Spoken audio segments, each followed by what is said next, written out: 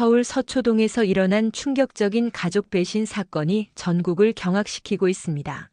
평생 딸만 믿고 살아온 한 어머니가 그 딸과 사위에 의해 깊은 산속 폐가에 버려진 충격적인 사건이 벌어졌다고 합니다. 더욱 놀라운 것은 이 모든 일이 치밀하게 계획된 범죄였다는 사실입니다. 68살 어머니의 놀라운 생존 의지와 반전 복수극이 우리에게 감동과 교훈을 전하고 있다고 합니다. 과연 무슨 일이 있었던 걸까요? 지금부터 여러분께 그 특별한 이야기를 전해드리겠습니다. 여기서 잠깐 더 많은 이야기와 재미있는 콘텐츠를 놓치지 않으시려면 지금 바로 구독과 알림 설정을 해주세요. 여러분의 관심이 저희 채널에게 큰 힘이 됩니다. 서울 서초동 한복판에 자리 잡은 3층 건물 앞에서 조인숙은 오늘도 세입자들과 인사를 나누며 하루를 시작했습니다. 올해 68이 된 조인숙은 20해 전 남편을 잃고 홀로 딸 유정을 키워왔죠. 그 시절 운영하던 영어 학원을 접고 모든 걸 딸에게 쏟아부었던 시간들이 이제는 추억이 되었습니다. 어머니, 오늘도 일찍 나오셨네요. 1층 카페 사장이 따뜻한 아메리카노 한 잔을 건네며 말했어요.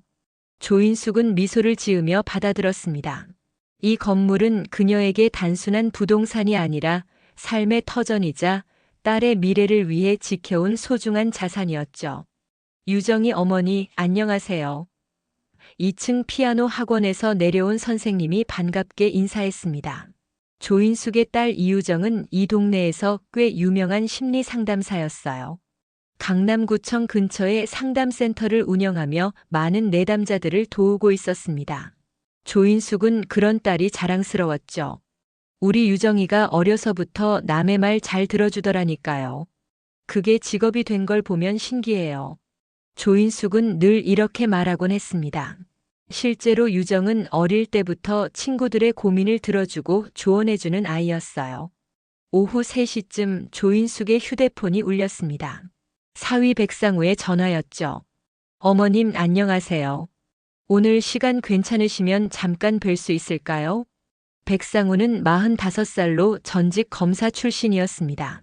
10년 전 검찰을 그만두고 지금은 서초동에서 법무법인을 운영하고 있었어요. 유정과 결혼한 지 12년째 11살 된 손녀 하나를 두고 있죠. 그럼요. 언제든 좋아요. 1시간 후 백상우가 조인숙의 집으로 찾아왔습니다. 평소보다 진중한 표정이었어요. 어머님, 요즘 건물 관리하시느라 많이 힘드시죠? 아니에요. 할 일이 있어야 보람도 있는 거잖아요. 그런데 말입니다. 백상우가 조심스럽게 말을 꺼냈습니다. 요즘 부동산 사기도 많고 어르신들을 대상으로 한범죄가 늘어나고 있어요. 특히 치매 증상이 있는 분들을 노리는 경우가 많다고 하니까요. 조인숙은 살짝 당황했습니다. 치매요? 제가 왜요? 아, 그런 뜻이 아니라. 백상우가 손을 저으며 말했어요. 예방 차원에서 말씀드리는 거예요. 혹시라도 모르니까 건물 관리를 제가 도와드리면 어떨까 해서요. 그 순간 유정도 함께 들어왔습니다. 상담센터 일을 마치고 온 모양이었죠. 엄마, 무슨 얘기하고 계세요? 아, 유정아. 아빠가 건물 관리를 도와주겠다고 하시는데. 유정이 백상우와 눈빛을 주고받는 게 보였습니다. 뭔가 미리 상의한 듯한 분위기였어요. 엄마, 사실 제가 며칠 전부터 걱정하고 있었어요. 유정이 조인숙 옆에 앉으며 말했습니다. 요즘 엄마가 같은 말을 반복하시거나 물건을 어디에 뒀는지 까먹으시는 일이 잦아졌거든요. 그런가요? 조인숙은 자신도 모르게 반문했습니다. 네, 지난주에도 가스불 끄는 걸 깜빡하셨잖아요. 다행히 제가 일찍 와서 발견했지만 조인숙은 그런 일이 있었는지 정확히 기억나지 않았습니다. 나이가 들면서 깜빡깜빡하는 일이 늘어나긴 했지만 그게 그렇게 심각한 일인지는 몰랐죠. 어머님, 저희가 걱정하는 건 어머님의 안전이에요. 백상우가 진심 어린 목소리로 말했습니다. 건물 소유권을 제 명의로 일부 이전해 두시면 혹시라도 사기를 당하거나 실수로 중요한 서류를 분실하는 일을 막을 수 있어요. 그리고 임대료 관리도 저희가 대신 해드릴게요. 유정이 덧붙였습니다. 엄마는 그냥 편히 쉬세요. 조인숙은 잠시 고민에 빠졌습니다. 딸과 사위의 말이 틀린 건 아니었어요. 실제로 요즘 기억력이 예전 같지 않다는 걸 스스로도 느끼고 있었습니다. 하지만 이 건물은 남편이 남겨준 유일한 유산이자 자신의 노후 자금이었죠. 그래도 이 건물은 엄마, 저희가 뭘 잘못하겠어요? 유정이 조인숙의 손을 잡으며 말했습니다. 평생 엄마를 위해 살아왔는데 지금 와서 엄마 재산을 탐낼 리가 있나요? 백상우도 고개를 끄덕였습니다. 어머님, 저는 법조인이에요. 이런 일에 대해서는 누구보다 신중하게 접근합니다. 어머님께 조금이라도 손해가 될 일은 절대 하지 않아요. 결국 조인숙은 마음을 정했습니다. 가족을 믿는 게 맞다는 생각이 들었어요. 그럼 일부만 상우 명의로 해둘까요? 네, 어머님. 현명한 판단이세요. 백상우가 안도의 표정을 지었습니다. 그날 저녁 조인숙은 혼자 앉아 차를 마시며 생각에 잠겼습니다. 정말 자신이 건물을 제대로 관리할 수 없을 만큼 늙어버린 걸까요? 거울을 보니 어느새 주름이 깊어진 얼굴이 보였습니다. 시간은 정말 빠르게 흘러가고 있었죠. 일주일 후 조인숙은 백상우와 함께 등기소에 갔습니다. 서류 작업을 마치고 나오는 길에 백상우가 말했어요. 어머님, 이제 마음 놓으세요. 혹시라도 사기꾼들이 접근해도 걱정 없어요. 조인숙은 고개를 끄덕였지만 마음 한편이 무거웠습니다. 평생 지켜온 재산의 일부를 넘겨준다는 게 쉬운 일은 아니었거든요. 그런데 상우야, 임대료는 언제부터 내가 받는 거야? 다음 달부터 제 계좌로 입금되게 했습니다. 어머님께는 매달 생활비로 드릴게요. 얼마나? 한 달에 200만 원 정도면 충분하시죠? 나머지는 건물 관리비랑 세금으로 쓰이고요. 조인숙은 잠시 당황했습니다. 그 건물에서 나오는 월 임대료는 800만 원 정도였거든요. 관리비와 세금을 빼도 200만 원은 너무 적었죠. 상우야, 그런데 임대료가. 어머님, 요즘 건물 관리비가 많이 올랐어요. 보일러 수리비, 방수 공사비, 각종 세금까지 합치면 상당합니다. 백상우가 차분하게 설명했어요. 정확한 내역은 나중에 보여드릴게요. 조인숙은 더 이상 묻지 않았습니다. 사위를 의심하는 것 같아서 마음이 불편했거든요. 그런데 문제는 그 다음 달부터 시작되었습니다. 약속했던 200만 원이 들어오지 않았어요. 조인숙이 백상우에게 전화했습니다. 상우야, 생활비가 아직 안 들어왔는데. 아, 죄송합니다. 회계 담당자가 실수했나 봐요. 내일 바로 처리하겠습니다. 하지만 그 다음 날도 그 다음 주도 돈은 들어오지 않았습니다. 조인숙이 다시 전화하니 백상우가 말했어요. 어머님, 사실 이번 달 임대료가 좀 늦게 들어왔어요. 세입자 중 한 분이 사업이 어려워서 다음 달에는 확실히 드릴 테니까 이해해 주세요. 조인숙은 뭔가 이상하다는 생각이 들었지만 딸과 사위를 의심하고 싶지 않았습니다. 그 즈음 유정이 조인숙에게 제안했어요. 엄마, 혼자 계시지 마시고 저희 집에서 함께 살까요? 갑자기 왜? 요즘 엄마가 자꾸 같은 말을 반복하세요. 어제도 손녀한테 숙제 다 했냐고 5번이나 물어보셨잖아요. 조인숙은 그런 기억이 없었습니다. 하지만 유정이 거짓말할 이유도 없었죠. 그리고 혼자 계시면 위험해요. 만약에 넘어지시거나 갑자기 아프시면 어떡해요? 결국 조인숙은 유정의 집으로 이사했습니다. 강남구 대치동에 있는 아파트였어요. 처음에는 손녀와 함께 지낼 수 있어서 좋았습니다. 하지만 며칠 지나니 뭔가 이상했어요. 유정이 조인숙의 행동을 지나치게 제한하기 시작한 거였습니다.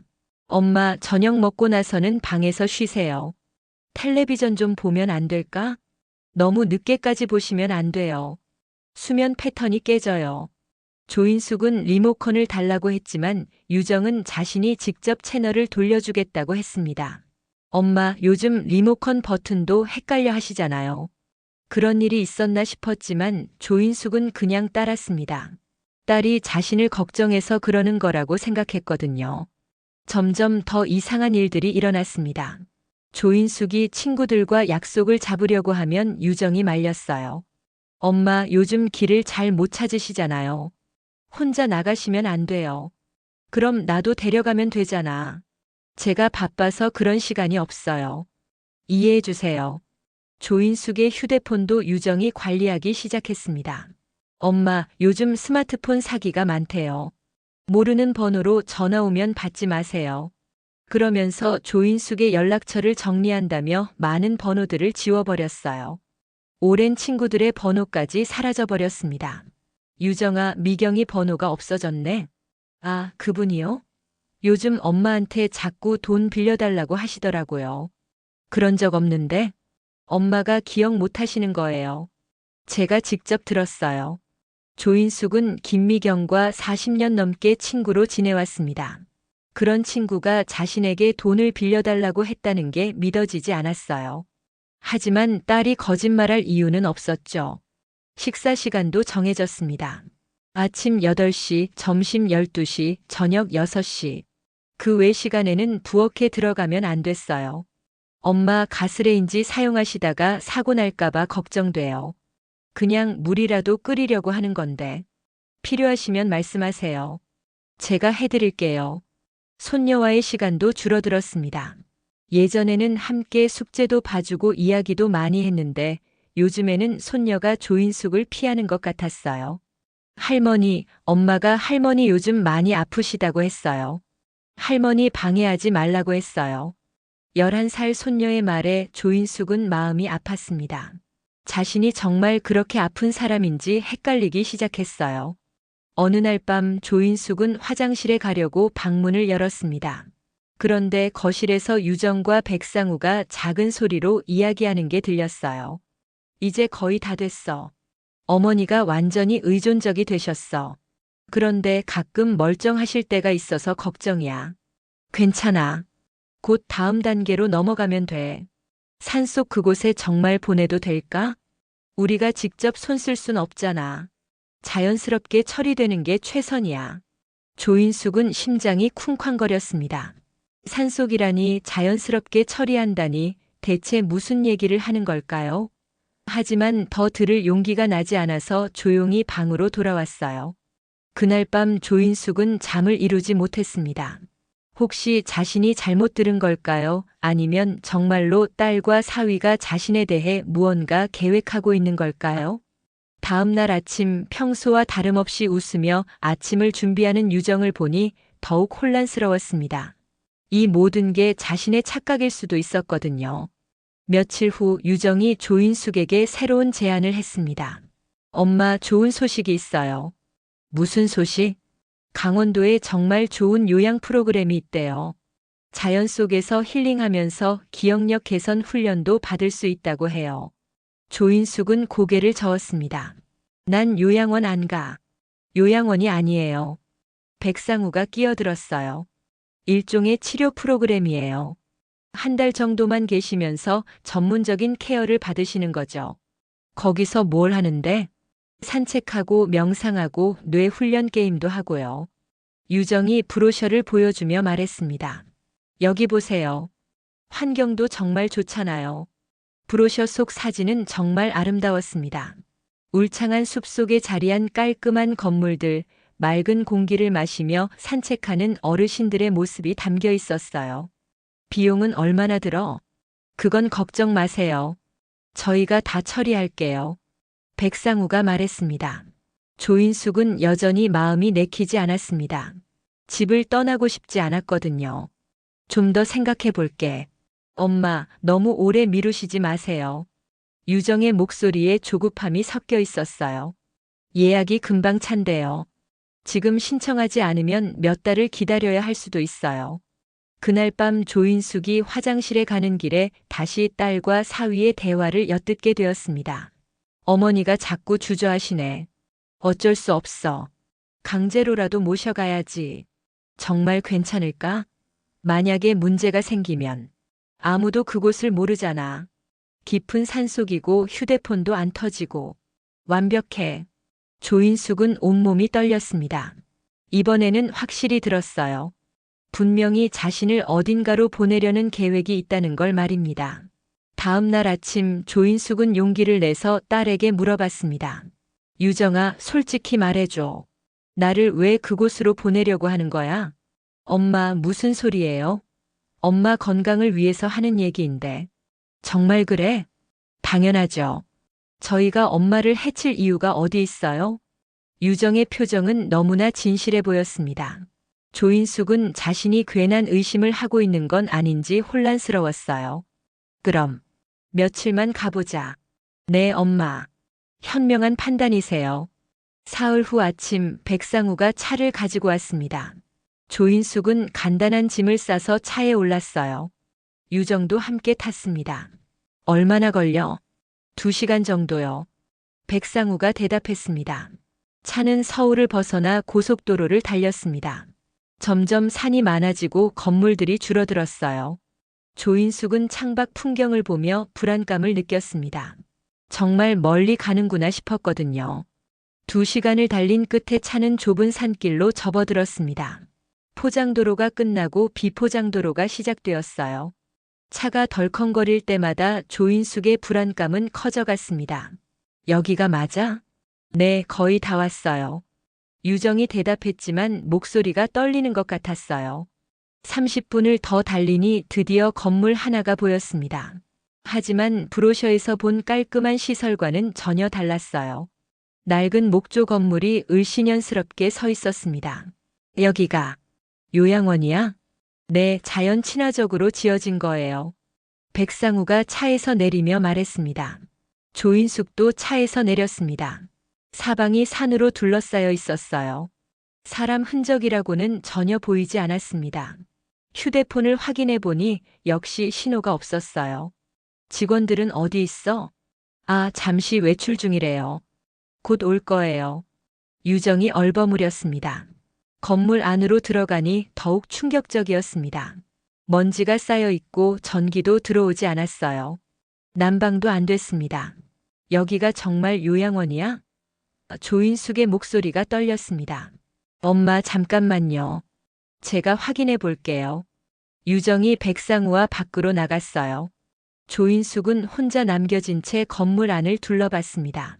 부엌에는 찬물만 나왔고 냉장고는 텅 비어 있었어요. 침실에는 얇은 이불 하나와 곰팡이 냄새가 나는 베개만 있었습니다.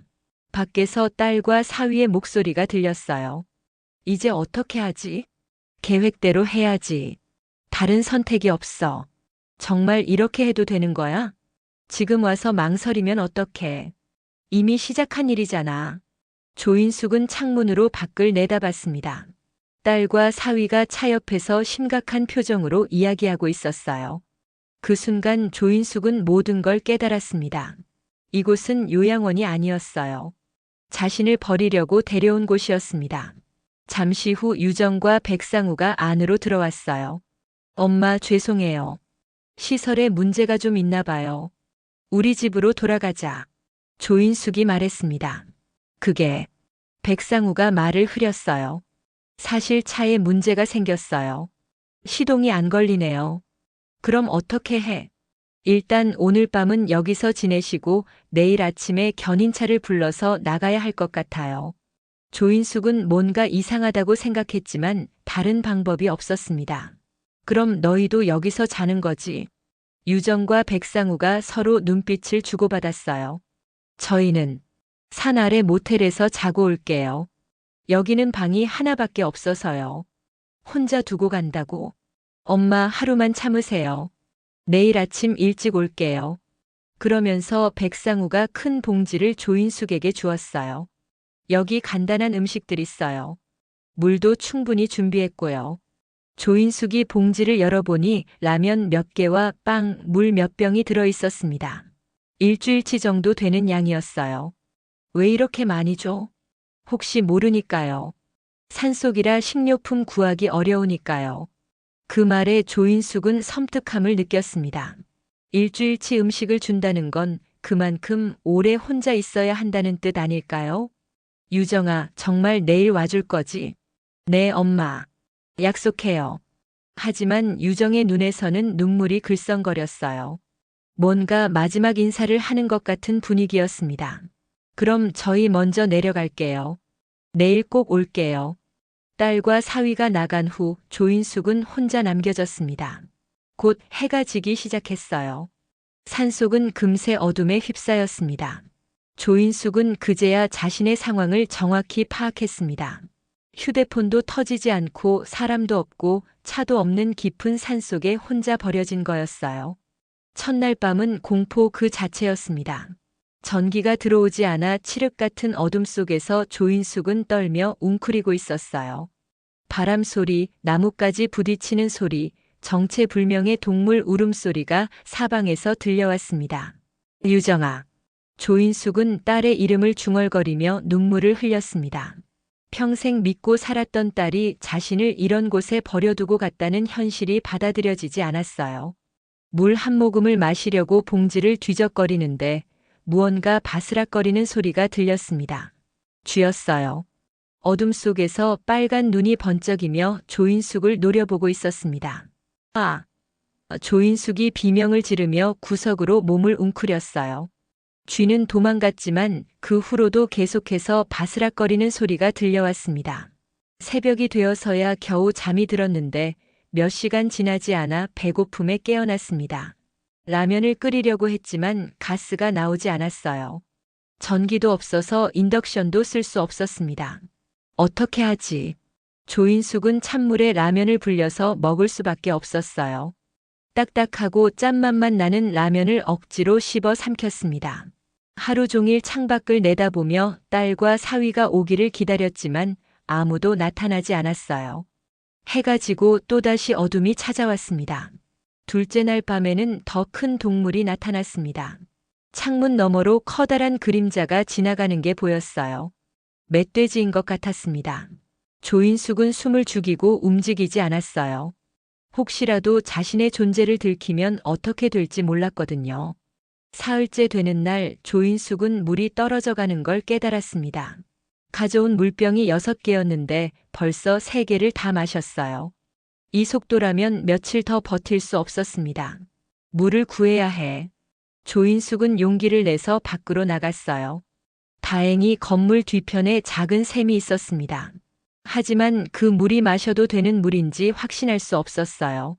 이러다 죽겠구나. 조인숙은 처음으로 죽음을 생각했습니다. 딸과 사위가 자신을 여기서 죽게 하려고 데려온 건 아닐까 하는 끔찍한 생각이 들었어요. 넷째 날 조인숙은 건물 안을 샅샅이 뒤져봤습니다. 혹시 다른 사람이 남겨둔 물건이 있을지도 모른다고 생각했거든요. 그러다가 찬장 맨 아래에서 오래된 공책 하나를 발견했습니다. 공책을 펼쳐보니 몇 년 전 누군가가 쓴 일기가 있었어요. 이곳에 온 지 열흘째. 아직도 아무도 데리러 오지 않는다. 아들이 분명히 곧 온다고 했는데. 보름째. 라면이 다 떨어졌다. 산나물을 캐어 먹어봤지만 배탈이 났다. 한 달째. 이제 정말 죽을 것 같다. 누군가 이 일기를 읽는다면 제발 경찰에 신고해달라. 내 아들 이름은. 그 다음 페이지는 찢어져 있었습니다. 조인숙은 온몸이 오싹해졌어요. 자신과 똑같은 상황에 처한 다른 사람이 있었다는 뜻이었거든요. 그 순간 조인숙은 결심했습니다. 자신도 일기를 써야겠다고 말이에요. 혹시라도 자신에게 무슨 일이 생기면 이 일기가 증거가 될 수 있을 테니까요. 공책 뒷부분에 조인숙은 자신의 이야기를 쓰기 시작했습니다. 2025년 3월 15일. 딸 이유정과 사위 백상우가 나를 이곳에 데려왔다. 요양원이라고 했지만 거짓말이었다. 이곳은 사람이 살 수 없는 폐가다. 3월 16일. 딸과 사위가 오겠다고 했지만 오지 않았다. 물과 음식이 떨어져 가고 있다. 3월 17일. 쥐와 벌레들이 내 음식을 노린다. 밤에는 큰 동물들이 돌아다닌다. 너무 무섭다. 일기를 쓰니 마음이 조금 진정되었습니다. 최소한 자신의 상황을 기록해 둘 수 있었거든요. 닷새째 되는 날 조인숙은 샘물을 마시기 시작했습니다. 배탈이 날까봐 걱정했지만 목이 너무 말라서 어쩔 수 없었어요. 다행히 물맛은 괜찮았습니다. 그날 밤 조인숙은 새로운 소리를 들었습니다. 사람 목소리 같았어요. 멀리서 누군가 부르는 소리가 들려왔습니다. 여보세요. 거기 누구 있어요? 조인숙은 깜짝 놀라 일어났습니다. 창문으로 내다보니 손전등 불빛이 보였어요. 여기요. 여기 사람 있어요. 조인숙이 소리쳤습니다. 정말 누구 계시네요. 잠깐만 기다리세요. 곧 문을 두드리는 소리가 들렸습니다. 조인숙이 문을 열자 등산복을 입은 50대 남자가 서 있었어요. 어르신, 여기서 뭐하고 계세요? 이 건물은 사람이 살 수 없는 곳인데. 저는 조인숙은 말을 제대로 잇지 못했어요. 너무 많은 일이 한꺼번에 벌어져서 정신이 없었거든요. 일단 안전한 곳으로 모시고 가야겠어요. 여기는 너무 위험해요. 등산객은 김철수라는 이름의 산악회 회원이었습니다. 정기적으로 이 산을 오르는데 오늘 밤에 야영하려다가 불빛을 보고 찾아온 거였어요. 어르신, 가족은 어디 계세요? 딸이 나를 여기 두고 갔어요. 김철수는 상황을 이해하지 못했습니다. 가족이 어르신을 이런 곳에 혼자 둘 리가 없다고 생각했거든요. 혹시 길을 잃으신 건 아니에요? 아니에요. 분명히 딸이. 조인숙은 자신의 말이 믿어지지 않을 거라는 걸 알았어요. 너무 비현실적인 이야기였으니까요. 일단 병원부터 가보죠. 몸은 괜찮으세요? 김철수의 도움으로 조인숙은 다음 날 아침 산을 내려왔습니다. 그가 불러준 택시를 타고 가장 가까운 병원으로 갔어요. 병원에서 간단한 검사를 받은 후 조인숙은 경찰서에 갔습니다. 김철수가 함께 가주었어요. 어르신, 정확히 무슨 일이 있었는지 말씀해 주세요. 경찰관이 물었습니다. 조인숙은 처음부터 차근차근 설명했어요. 건물 소유권 이전, 집에서의 감금 생활, 그리고 산속 유기까지 모든 것을 다 털어놓았습니다.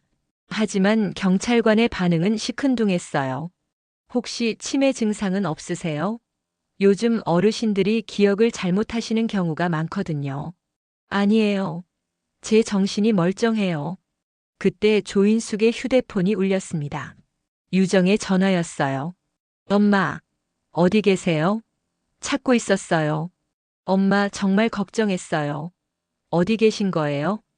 유정의 목소리에는 진짜 걱정하는 것 같은 절박함이 묻어 있었습니다. 조인숙은 당황했어요.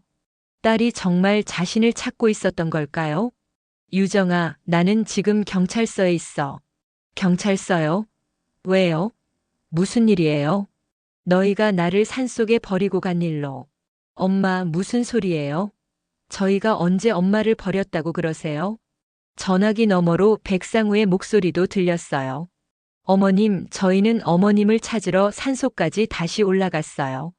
그런데 어머님이 안 계시더라고요. 얼마나 놀랐는지 몰라요. 조인숙은 혼란스러웠습니다. 정말 자신이 잘못 생각한 걸까요? 그럼 왜 나를 혼자 두고 간 거야? 엄마, 저희는 모텔에서 하룻밤 자고 다음 날 아침 일찍 갔어요. 그런데 어머님이 안 계셔서 실종 신고까지 했다고요. 경찰관이 조인숙에게 물어봤어요. 어르신, 가족분들이 실종 신고를 하셨다고 하는데요. 실종 신고요? 네, 이틀 전에 접수됐습니다. 딸분이 직접 오셔서 신고하셨어요. 조인숙은 더욱 혼란스러워졌어요. 실종 신고를 했다는 건 정말로 자신을 찾고 있었다는 뜻 아닐까요? 그럼 지금 어디 계세요? 저희가 모시러 갈게요. 유정이 말했습니다. 경찰관이 조인숙을 바라봤어요. 어르신, 가족분들이 오시면 함께 가시는 게 좋겠는데요. 산속에서 혼자 계시다가 사고라도 났으면 큰일 날 뻔했잖아요. 결국 조인숙은 딸과 사위를 기다리기로 했습니다. 1시간 후 유정과 백상우가 경찰서에 도착했어요. 엄마. 유정이 달려와서 조인숙을 꼭 안았습니다. 정말 걱정했어요.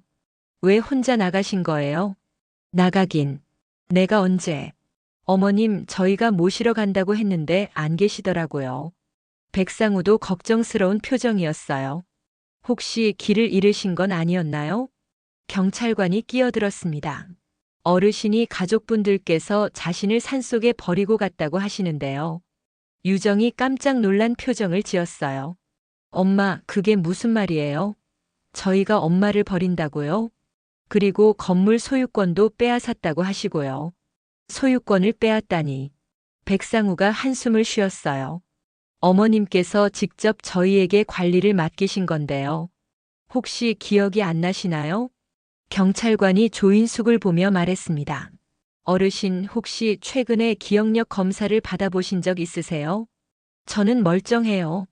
엄마, 우리 집에 가서 차근차근 얘기해요. 유정이 조인숙의 손을 잡았어요. 경찰서를 나오는 길에 조인숙은 자신이 정말 잘못 생각한 건 아닌지 의심하기 시작했습니다. 딸과 사위의 태도가 너무 자연스러웠거든요. 차 안에서 백상우가 말했어요. 어머님, 사실 저희가 어제 병원에 상담받았어요. 병원에? 네, 어머님 상태에 대해서요. 의사 선생님이 치매 초기 증상일 가능성이 있다고 하시더라고요. 조인숙은 깜짝 놀랐어요. 치매라고? 아직 확정된 건 아니에요. 유정이 말했습니다. 하지만 정밀 검사를 받아보시는 게 좋겠대요. 나는 치매가 아니야. 엄마, 일단 검사부터 받아보세요. 아니면 안심이 되잖아요. 집에 도착한 후 조인숙은 자신의 방에 홀로 앉아 생각에 잠겼습니다. 정말 자신이 치매에 걸린 걸까요? 산속에서의 기억들이 모두 착각이었을까요? 하지만 조인숙은 분명히 기억하고 있었어요.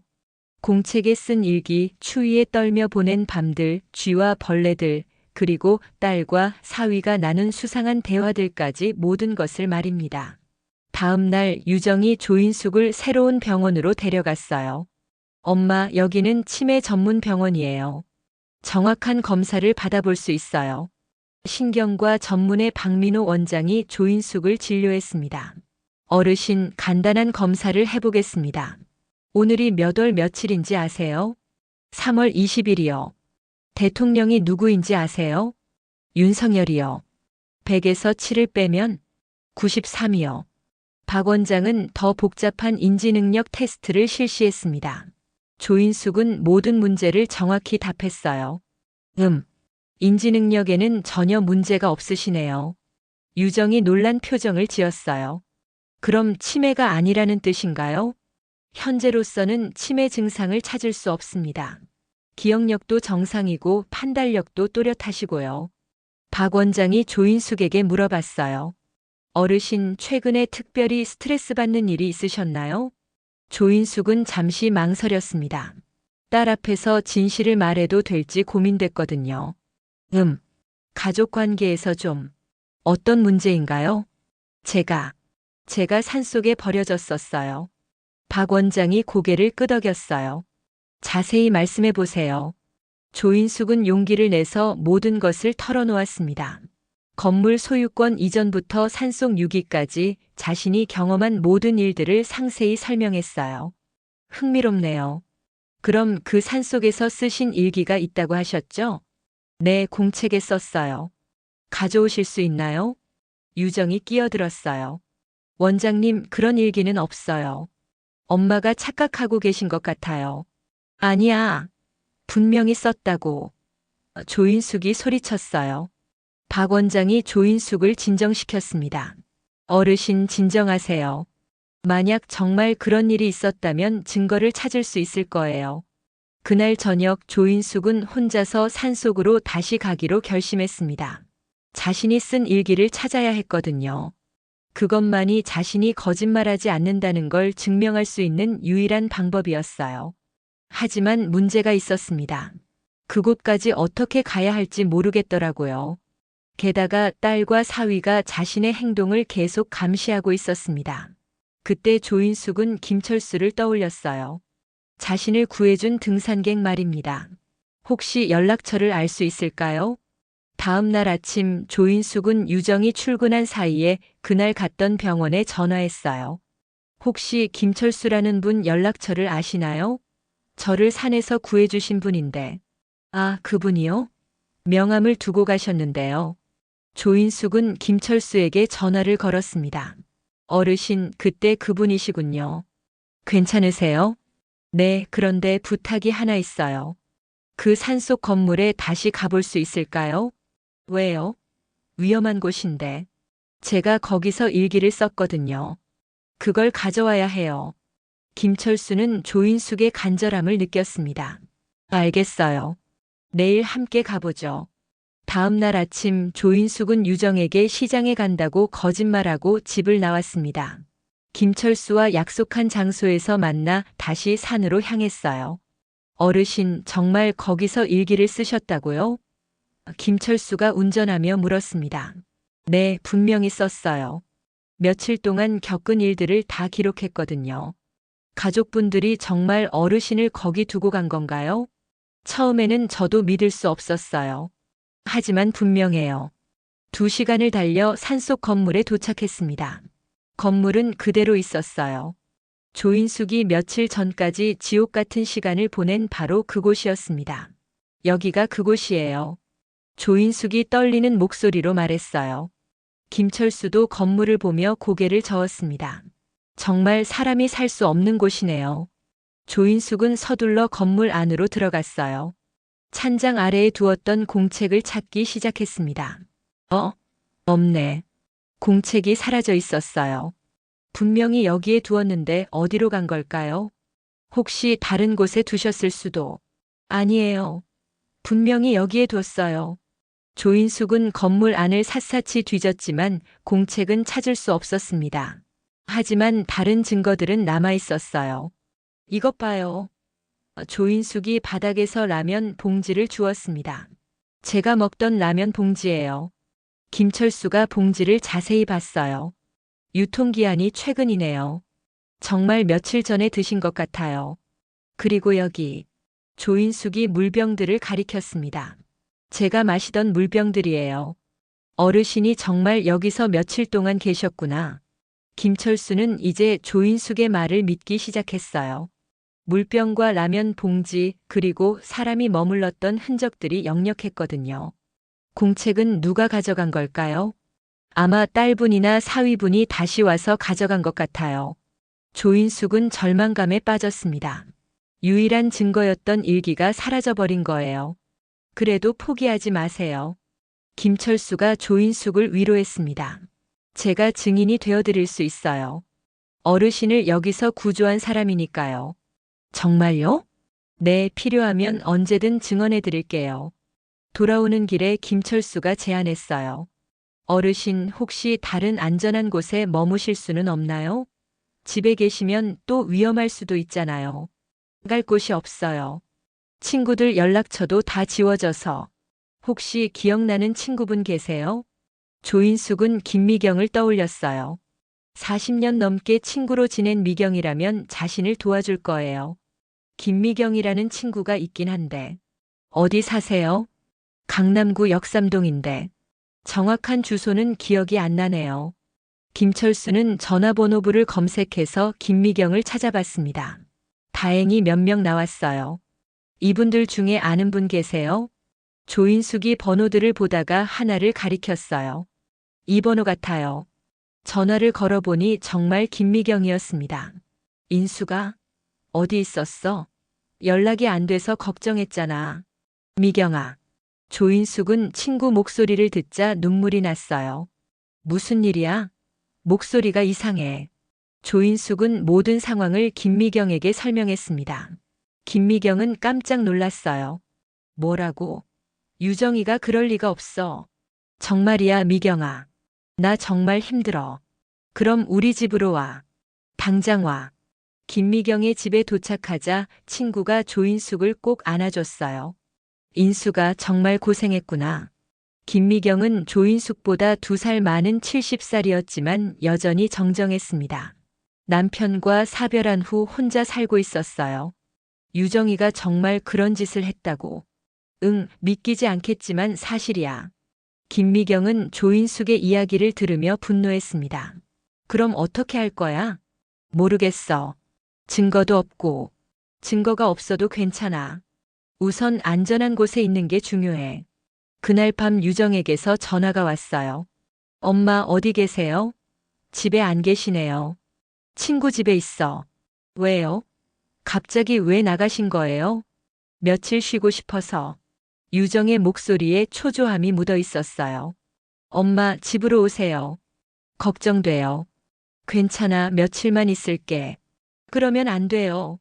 엄마 상태가 안 좋으시잖아요. 조인숙은 전화를 끊어버렸습니다. 김미경이 말했어요. 뭔가 수상해. 왜 그렇게 집에 오라고 재촉하지? 다음 날 김미경은 조인숙과 함께 변호사를 만나러 갔습니다. 김미경의 지인인 서지훈 변호사였어요. 안녕하세요, 조인숙 어르신. 미경 언니한테 얘기 들었어요. 서지훈은 40대 초반의 젊은 변호사였지만 노인 관련 사건을 많이 다뤄본 경험이 있었어요. 상황을 정리해보면 딸과 사위가 어르신의 재산을 가로채고 산속에 유기했다는 거죠. 네, 맞아요. 증거가 있나요? 일기를 썼는데 사라졌어요. 하지만 제가 거기 있었다는 물증들은 남아있어요. 그리고 저도 증인이 될 수 있습니다. 김철수가 말했어요. 서지훈이 고개를 끄덕였어요. 일단 형사 고발부터 해야겠네요. 존속 유기죄로 고발할 수 있어요. 정말 가능해요? 물론이죠. 하지만 상대방도 만만치 않을 거예요. 변호사니까 법적 대응을 철저히 할 겁니다. 그래도 해야죠. 이대로 있을 수는 없어요. 서지훈이 서류를 정리하며 말했어요. 우선 고발장을 작성하고 증거들을 수집해야 해요. 그리고 어르신이 정신적으로 온전하다는 걸 증명하는 의료진단서도 필요해요. 의료진단서요? 네, 상대방이 치매라고 주장할 가능성이 높거든요. 그걸 미리 차단해야 해요. 조인숙은 다시 박민호 원장을 찾아가서 정밀 검사를 받았습니다. 뇌 MRI, 혈액 검사, 인지능력 검사까지 모든 검사를 다 받았어요. 결과는 완전 정상이었습니다. 어르신, 치매는 전혀 아니에요. 오히려 같은 연령대에 비해 인지능력이 우수한 편이세요. 박 원장이 진단서를 써주었습니다. 인지능력 정상, 치매 소견 없음이라고 명확히 적혀 있었어요. 이제 준비가 끝났습니다. 조인숙은 딸과 사위를 상대로 정식 고발을 하기로 결심했어요. 미경아, 내가 정말 이런 일을 해야 하나? 당연하지. 내가 당한 걸 그냥 넘어갈 수는 없어. 그래도 내 딸인데. 딸이 부모를 그렇게 대하면 안 되는 거야. 교훈을 줘야 해. 조인숙은 마음을 굳혔습니다. 자신의 존재를 지키기 위해서 그리고 같은 피해를 당할 수 있는 다른 노인들을 위해서라도 끝까지 싸워야겠다고 생각했어요. 고발장이 접수된 지 일주일 후 경찰이 수사를 시작했습니다. 조인숙의 진술, 김철수의 증언, 그리고 의료진단서를 바탕으로 본격적인 수사가 진행된 거예요. 어르신, 추가로 증거가 더 있으신가요? 담당 형사 박정민이 물었습니다. 은행 기록을 확인해 보세요. 제 건물 임대료가 사위 계좌로 들어가고 있을 거예요. 알겠습니다. 금융거래 내역도 확인해 보겠어요. 며칠 후 조인숙에게 놀라운 소식이 전해졌습니다. 서지훈 변호사가 전화를 걸어왔어요. 어르신, 큰 수확이 있었어요. 뭔가요? 은행 기록을 확인해 보니 정말 말씀하신 대로더라고요. 건물 임대료가 매달 800만 원씩 사위 계좌로 들어가고 있었어요. 조인숙은 안도의 한숨을 쉬었습니다. 자신이 거짓말하지 않았다는 게 증명된 거잖아요. 그리고 더 중요한 발견이 있어요. 사위분이 다른 부동산도 어르신 명의로 구입해 놨더라고요. 다른 부동산이요? 네, 경기도 파주에 땅 한 필지를 샀는데 계약서에 어르신 도장이 찍혀 있어요. 기억나세요? 전혀 모르는 일이에요. 역시 그럴 줄 알았어요. 도장을 위조했거나 어르신 모르게 사용한 것 같아요. 이런 증거들이 쌓이면서 경찰 수사도 탄력을 받기 시작했습니다. 유정과 백상우가 경찰서에 출석해서 조사를 받게 되었어요. 그런데 이때 예상치 못한 일이 일어났습니다. 유정이 조인숙에게 직접 찾아온 거예요. 김미경의 집 앞에서 기다리고 있던 유정을 마주친 조인숙은 깜짝 놀랐습니다. 엄마, 유정아. 엄마, 왜 이러세요? 왜 저희를 고발하신 거예요? 유정의 눈에는 눈물이 가득했어요.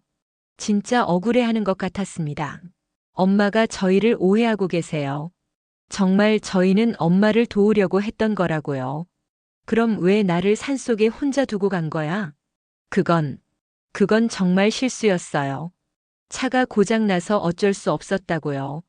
그럼 왜 이틀 동안 안 온 거야? 유정이 말문이 막혔습니다. 그러다가 갑자기 무릎을 꿇었어요. 엄마 죄송해요.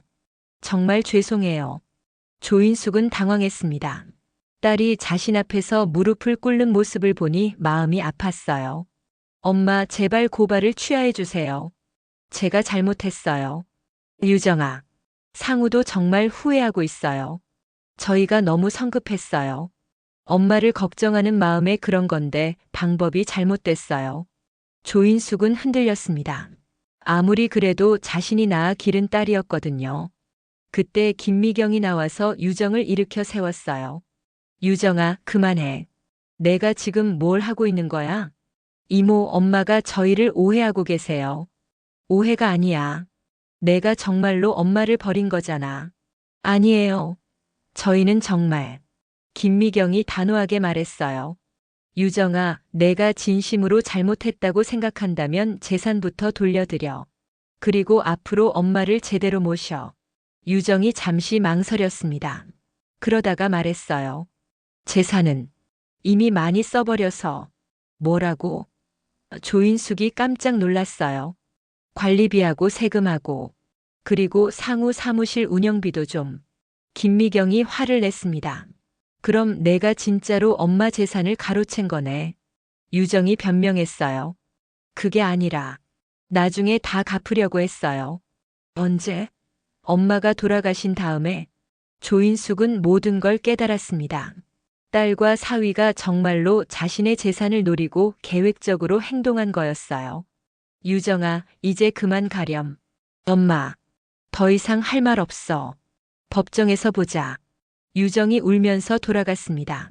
며칠 후 더 충격적인 사실이 밝혀졌어요. 경찰이 백상우의 휴대폰을 압수수색한 결과 결정적인 증거를 발견한 거였습니다. 서지훈 변호사가 흥분해서 전화를 걸어왔어요. 어르신, 대박 증거가 나왔어요. 무슨 증거요? 사위분이 아내한테 보낸 문자 메시지예요. 어르신을 산속에 보내기 전에 주고받은 거라고 해요. 뭐라고 적혀 있나요? 몇 달만 더 두면 자연사 가능해. 그럼 상속도 자연스럽게 해결되고라는 내용이에요. 조인숙은 온몸이 떨렸습니다. 정말로 자신을 죽이려고 했던 거예요. 그리고 또 다른 메시지도 있어요. 아무도 모르는 곳이니까 완벽해. 나중에 실종 처리하면 되라고 되어 있어요. 이 증거가 나오자 사건은 급반전되었습니다. 검찰이 수사를 인계받았고 유정과 백상우는 구속 수사를 받게 되었어요. 재판이 시작되었습니다. 법정에는 많은 사람들이 몰려들었어요. 노인 학대 사건으로 언론의 주목도 받았거든요. 재판장에 선 조인숙은 떨리는 목소리로 증언했습니다. 저는 평생 딸을 믿고 살았습니다. 남편이 돌아가신 후 학원까지 접고 딸 하나만 바라보며 살아왔어요. 그런데 그 딸이 저를 죽이려고 했습니다. 찬 산속에 혼자 두고 가서 굶어 죽기를 기다린 거예요. 방청석에서 흐느끼는 소리가 들렸습니다. 저는 그곳에서 매일 밤 죽음을 각오했어요. 쥐와 벌레들, 추위와 굶주림 속에서 하루하루 버텨냈습니다. 재판장이 물었어요. 피고인들에게 하고 싶은 말이 있으십니까?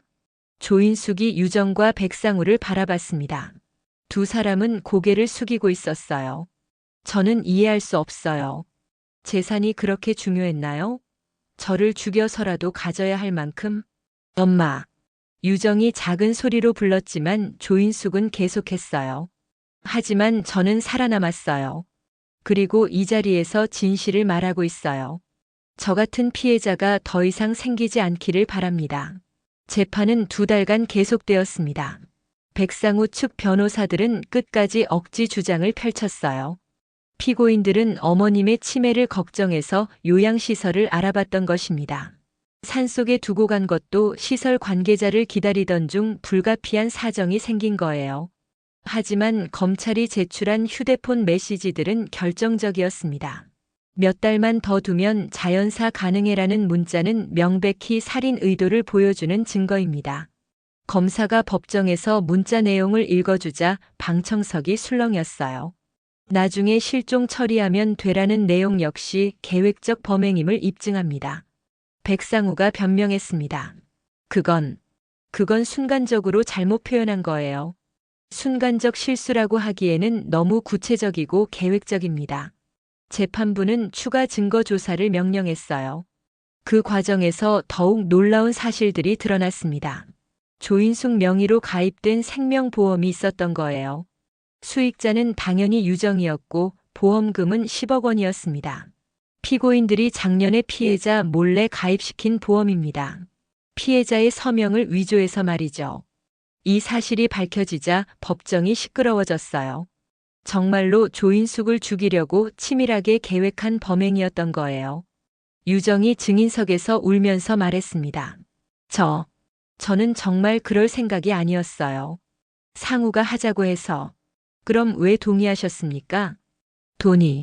돈이 너무 필요했어요. 상담센터도 적자고 상우 사무실도 어려워서. 그래서 어머님을 죽이려고 하신 겁니까? 아니에요. 정말 죽이려던 건 아니었어요. 하지만 증거들은 명백했습니다. 휴대폰 메시지, 위조된 보험 가입 서류, 무단으로 사용된 재산 증명서까지 모든 게 계획적 범행을 보여줬어요. 재판의 마지막 날 조인숙이 최후 진술을 했습니다. 재판장님, 저는 복수를 원하지 않습니다. 방청석이 조용해졌어요. 다만 정의가 실현되기를 바랍니다. 저 같은 노인이 더 이상 가족에게 배신당하지 않기를 원해요. 제 딸과 사위가 저지른 일은 용서할 수 없는 범죄입니다. 하지만 저는 이 일을 통해 더 강해졌어요. 조인숙의 목소리에 힘이 실렸습니다. 이제 저는 누구의 엄마가 아니라 조인숙이라는 한 인간으로 당당하게 살아가겠습니다. 판결이 선고되었습니다. 피고인 백상우는 존속유기, 사기, 문서 위조 등의 죄로 징역 5년을 선고합니다. 피고인 이유정은 존속유기 방조, 사기 공모 등의 죄로 징역 3년을 선고합니다. 또한 피고인들은 피해자에게 재산 피해액 12억 원과 정신적 피해 배상금 3억 원을 지급하라고 명령합니다. 방청석에서 박수가 터져 나왔어요. 조인숙은 조용히 고개를 숙였습니다. 재판이 끝난 후 조인숙에게 예상치 못한 편지가 도착했습니다. 손녀가 보낸 편지였어요. 할머니께 저는 은서예요. 엄마 아빠가 할머니한테 나쁜 짓을 했다는 걸 뉴스에서 봤어요. 정말 미안해요. 저는 몰랐어요. 엄마가 할머니는 아프셔서 만날 수 없다고 했거든요. 할머니 보고 싶어요. 언제 다시 만날 수 있을까요? 할머니가 그려주신 그림 아직도 간직하고 있어요. 조인숙은 편지를 읽으며 눈물을 흘렸습니다. 손녀만큼은 순수했구나 싶었어요. 김미경이 옆에서 말했어요. 인수가 이제 뭘 할 거야? 생각해둔 게 있어. 조인숙은 되찾은 재산의 일부로 특별한 일을 시작했습니다. 노인 학대 피해자들을 위한 상담센터를 만든 거예요. 동행센터라고 이름 지었어요. 조인숙이 김미경에게 말했어요. 좋은 이름이네. 혼자가 아니라 함께 간다는 뜻이지? 맞아요. 저처럼 가족에게 버림받은 노인들이 혼자 힘들어하지 않도록 도와주는 거예요. 센터 개소식 날 많은 사람들이 참석했어요. 조인숙을 구해준 김철수도 왔고 서지훈 변호사도 축하해줬습니다. 박민호 원장이 인사말을 했어요.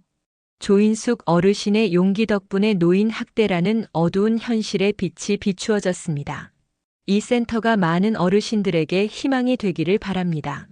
조인숙이 마이크 앞에 섰습니다. 안녕하세요, 여러분. 저는 조인숙입니다. 박수가 터져 나왔어요. 1년 전까지만 해도 저는 그냥 누군가의 엄마였어요. 딸을 위해서만 살아왔죠. 하지만 이제는 다릅니다. 저는 조인숙이라는 이름으로 저 자신을 위해 살아갑니다. 그리고 저와 같은 아픔을 겪는 분들과 함께 걸어가려고 해요. 조인숙의 목소리가 울렸습니다. 나이 들었다고 해서 존재 가치가 없어지는 건 아니에요. 우리도 존중받을 권리가 있습니다. 혼자가 아니에요. 우리 함께 해요. 그날 저녁 조인숙은 혼자 앉아 차를 마시며 생각에 잠겼습니다. 힘들고 아픈 시간이었지만 그 과정에서 진짜 자신을 찾았어요. 휴대폰이 울렸습니다. 손녀 은서의 전화였어요. 할머니, 저예요. 은서예요. 은서야. 할머니, 제가 16살이 되면 할머니께 찾아가도 될까요? 그때까지 기다려 주실 거죠? 조인숙은 미소를 지었습니다. 그럼 할머니가 기다릴게. 그때까지 할머니는 더 건강해져서 은서를 맞이할 거야. 네. 저도 할머니 자랑스러운 손녀가 되도록 열심히 공부할게요. 전화를 끊은 후 조인숙은 창밖을 바라봤어요. 서울의 야경이 반짝이고 있었습니다. 이제 시작이구나. 조인숙이 혼잣말을 했어요. 68배 나이에 새로운 인생을 시작하는 것, 쉽지 않은 일이었지만 조인숙에게는 희망이 있었습니다. 동행센터에는 매일 도움을 요청하는 어르신들이 찾아왔어요. 조인숙은 그분들 하나하나와 진심으로 대화했습니다. 혼자가 아니에요. 우리가 함께 있어요. 이 말은 조인숙이 가장 자주 하는 말이 되었어요. 자신이 가장 절망스러웠을 때 듣고 싶었던 말이기도 했거든요. 어느 날 조인숙은 산속 별장을 다시 찾았습니다. 이번에는 혼자가 아니라 센터 직원들과 함께였어요. 여기가 그곳이에요. 조인숙이 말했습니다. 어머니, 정말 여기서 며칠 동안 계셨던 거예요? 네, 지옥 같은 시간이었지만 저에게는 소중한 경험이기도 해요. 왜요? 여기서 진짜 제 자신을 만났거든요. 누구에게 의존하지 않고 혼자 살아남은 강한 조인숙을 말이에요. 조인숙은 그 건물을 구입해서 노인 휴양시설로 만들 계획이었습니다. 자신에게는 고통의 장소였지만 다른 어르신들에게는 치유의 공간으로 바꾸고 싶었거든요.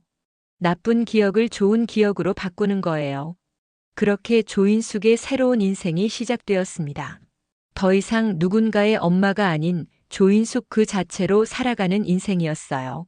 매일 아침 거울을 보며 조인숙은 자신에게 말합니다. 오늘도 화이팅, 조인숙. 그리고 당당하게 하루를 시작하죠. 자신의 이름으로, 자신의 삶을 위해서요.